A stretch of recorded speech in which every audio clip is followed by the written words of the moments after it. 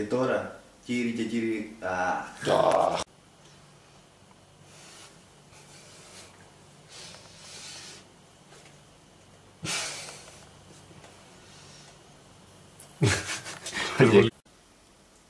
Γεια σου Γιώτα.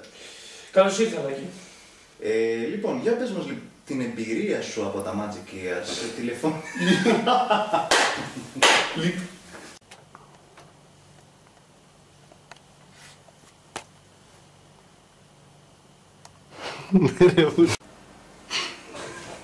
Δεν ξέρω πώς θα βγει αυτό.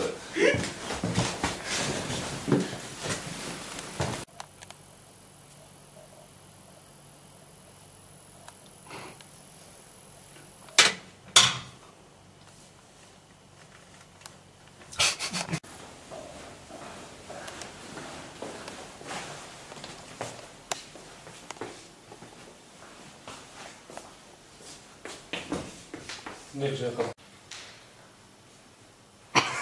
Χαμό, το έσπισε το φως, ρε. Ωραία. Λοιπόν, για πες μας, για πες στους τηλεθεατής. Τηλεθεατής. Έλα ρε, πώς Πάμε. Καλώς ήρθες, Γιώτα. Δεν πειράζει, μην το σταματήσω.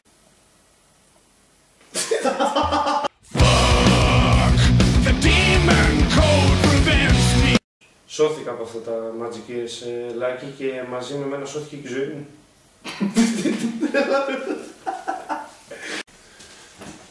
Σώθηκα από αυτά. Δεν μπορώ ρε, πώς θα το ξεχάσω τώρα το... Σώθηκα από αυτά τα Magic Ears, Λάκη, και μαζί με εμένα σώθηκε και η ζωή μου. Το λες αυτό μαζί με εμένα, σώθηκε η ζωή μου.